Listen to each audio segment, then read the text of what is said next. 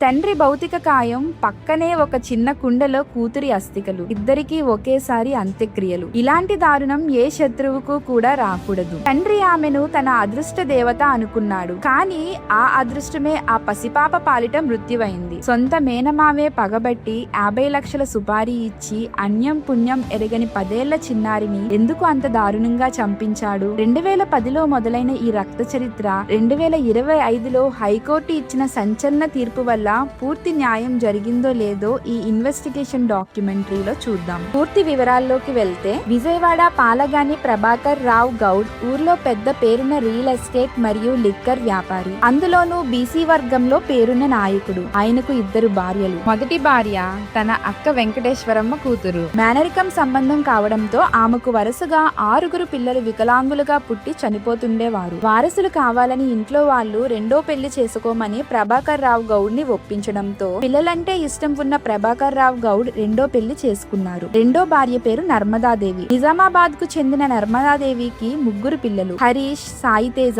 మరియు నాగవైష్ణవి. అయితే మొదటి భార్యకు కూడా ఒక కొడుకు పుట్టాడు. ప్రభాకర్ రావుకి తన కూతురు వైష్ణవి అంటే పంచప్రాణాలు. చిన్నారి పుట్టాకే వ్యాపారాల్లో లాభాలు వచ్చి ఆస్తి కలిసి వచ్చిందని ఆయన నమ్మకం. అందుకే ఆమె పేరు మీద ఎన్నో ఆస్తులు కొన్నాడు. ఇక్కడే అసలు విలన్ ఎంట్రీ ఇస్తాడు. ఆయనే పంది వెంకట్రావు, ప్రభాకర్ రావు మొదటి భార్య తమ్ముడు. చిన్నప్పటి నుండి బావ ఇంట్లోనే పెరిగాడు. కానీ బావ ఆస్తి తన అక్క పిల్లలకు కాకుండా రెండో భార్య కూతురికి వెళ్తుందని తట్టుకోలేకపోయాడు. అక్కని సరిగ్గా చూసుకోవడం లేదని అసూయతో తన పాపని అంతం చేస్తే ఆ ఆస్తి ఆటోమేటిక్ గా తన చేతుల్లోకి వస్తుందని ప్లాన్ వేశాడు. అందుకే 2005లో మొదటిసారి కిడ్నాప్ చేయడానికి ప్రయత్నించి విఫలమయ్యాడు. ఈసారి పంది వెంకట్రావు దగ్గర బంధువు మొర్ల శ్రీనివాసరావు అనే వ్యక్తితో అతనికి సహకరించడానికి జగదీష్ అనే యువకుడితో ₹1 కోటి డీల్ కుదుర్చుకుని 50 లక్షలు అడ్వాన్స్ ఇచ్చి పని పూర్తి అవ్వగానే మిగతా 50 లక్షలు ఇస్తానని మాట్లాడాడు. చివరికి 2010లో ఎలా ఆ చిన్నారి వైష్ణవిని హతమార్చాడో ఇప్పుడు చూద్దాం. జనవరి 30, 2010 శనివారం ఉదయం 8 గంటల సమయం. 10 ఏళ్ల వైష్ణవి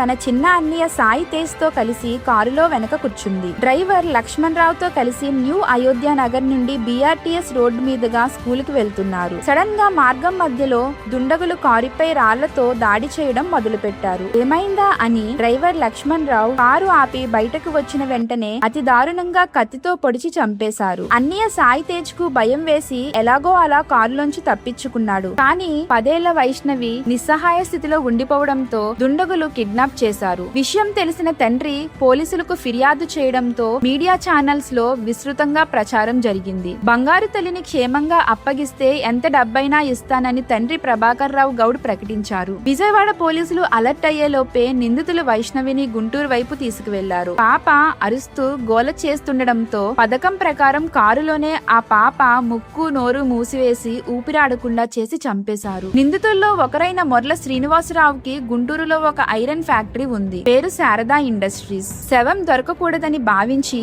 నిందితుడు మొర్ల శ్రీనివాసరావు తన ఫ్యాక్టరీలోని 30 మంది పని వాళ్లను ఇంటికి పంపించేసి చనిపోయిన వైష్ణవిని ఒక ప్లాస్టిక్ డ్రమ్ములో పెట్టి సరిగ్గా రాత్రి 11 గంటల సమయంలో నేరుగా మండుతున్న బ్లాస్ట్ ఫర్నేస్ లోకి పడేశాడు. సాక్ష్యం లేకుండా బాడీ మొత్తం బూడిద చేశారు. పోలీసులకు వారి కుటుంబ సభ్యుల మీద అనుమానం వచ్చి ఫోన్ కాల్స్ మీద నిఘా పెట్టడంతో అసలు నిందితులు ఎవరో తెలిసింది. అలా పోలీసులకు ఆ ఫ్యాక్టరీ మీద అనుమానం వచ్చింది. లోతుగా దర్యాప్తు చేస్తూ ఫ్యాక్టరీలోని బూడిదను జల్లెడ పట్టగా అక్కడ 2 డైమండ్ ఇయర్ రింగ్స్ దొరికాయి. ఫోరెన్సిక్ టీం రంగంలోకి దిగింది. Guntur GGH forensic expert professor Raj Kumar ఆధ్వర్యంలో బాయిలర్ దగ్గర తనిఖీలు చేపట్టారు. ఆ అండర్ గ్రౌండ్ బాయిలర్ లోపల వెతకగా కొన్ని ఎముక ముక్కలు, పుర్రె భాగం దొరికాయి. ప్రొఫెసర్ రాజ్ కుమార్ ఆ అస్థికలను భద్రపరిచి సీల్ చేసి హైదరాబాద్ ఫోరెన్సిక్ ల్యాబ్ కు తరలించారు. ఆ బూడిదలో ఉన్న ఎముకలు ముక్కలను ప్రభాకర్ రావు DNA తో మ్యాచ్ చేశారు. అక్కడ జరిగిన DNA టెస్టుల్లో ఆ అస్థికలు వైష్ణవివే అని తేలింది. కూతురు అతి దారుణంగా చంపబడిందని తెలియగానే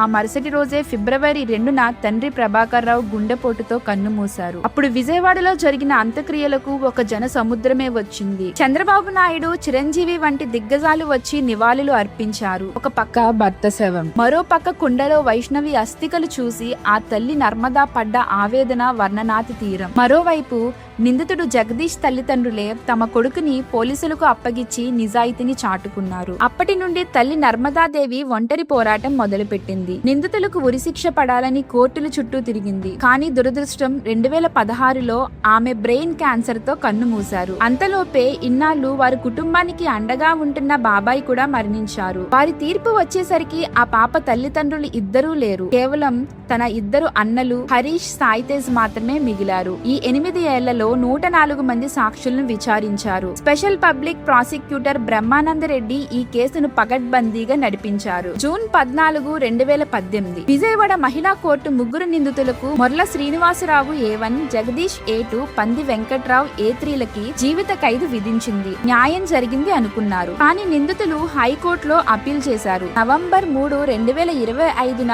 హైకోర్టు షాకింగ్ తీర్పు ఇచ్చింది. A1 మరియు A2ల శిక్షను ఖరారు చేస్తూనే మాస్టర్ మైండ్ అని పిలువబడే పంది వెంకట్రావును తగిన ఆధారాలు లేవని నిర్దోషిగా విడుదల చేసింది. ప్లాన్ వేసిన వాడు బయట ఉన్నాడు, అమలు చేసిన వాళ్ళు లోపల ఉన్నారు. ఇది చూసిన వైష్ణవి సోదరులు హరీష్ మరియు సాయితేజ్ ఇప్పుడు తమ ప్రాణాలకు రక్షణ కావాలని పోలీసులను కోరుతున్నారు. 15 ఏళ్ల పోరాటం, ఒక కుటుంబం సర్వనాశనం. తీరా చూస్తే ఏం జరిగింది? 10 ఏళ్ల పాపని బాయిలర్ లో వేసి బూడిద చేసిన హంతకులు జైల్లో ఉన్నారు. కానీ ఆ పాపని చంపమని 50 లక్షల సుపారీ ఇచ్చి ఈ దారుణానికి స్కెచ్ వేసిన అసలు మాస్టర్ మైండ్ మాత్రం సాక్ష్యాలు లేవనే నెపంతో ఈ రోజు బయట స్వేచ్ఛగా తిరుగుతున్నాడు. చంపిన వాడే నేరస్తుడైతే చంపమని ఆర్డర్ చేసిన వాడు నిర్దోషి ఎలా అవుతాడు? మన చట్టాల్లోని లొసుగులు ఇలాంటి క్రూరమైన నేరస్తులకు వరంగా మారుతుంటే సామాన్యుడికి న్యాయం మీద నమ్మకం ఎలా ఉంటుంది? ఈ రోజు వైష్ణవి అన్నలు భయపడుతున్నారు. మా చెల్లిని చంపినవాడు బయట ఉన్నాడు, రేపు మమ్మల్ని కూడా చంపేస్తాడేమో అని పోలీసులు చుట్టూ తిరుగుతున్నారు. న్యాయం అంటే నేరస్తుడిని కాపాడటమా, బాధితులను భయం నీడలో బతికించడమా? మన వ్యవస్థ తీరు చూస్తుంటే బాధితుల కన్నీళ్లకు కూడా విలువ లేదనిపిస్తుంది. మీరే చెప్పండి, ఆ పాప ఆత్మకి శాంతి దొరికిందా? వైష్ణవి కథ మనకు నేర్పేది ఒక్కటే, డబ్బు ముందు రక్త సంబంధాలు ఎంత బలహీనమో వ్యవస్థలోని లోపాలు నేరస్తులకు అంత బలం. చివరిగా ఒకటే మాట, వైష్ణవికి నిజంగా న్యాయం జరగాలంటే ఏం జరగాలి? చట్టంలో మార్పు రావాలా, లేక ఇలాంటి కేసుల్లో డైరెక్ట్ ఎవిడెన్స్ లేదని వదిలేసే పద్ధతి మారాలా? ఈ వీడియో చూస్తున్న మీరు ఆ పాప అన్నల స్థానంలో ఉంటే ఏం చేసేవారో ఒక బాధ్యత గల పౌరుడిగా ఆలోచించి కామెంట్ చేయండి. ఎందుకంటే రేపు మన ఇంట్లో పిల్లల భద్రత కూడా ఈ వ్యవస్థ ఇచ్చే తీర్పుల మీదనే ఆధారపడి ఉంది. ఈ వీడియో మీకు నచ్చినట్లయితే లైక్ చేయండి, షేర్ చేయండి, సబ్స్క్రైబ్ చేయండి.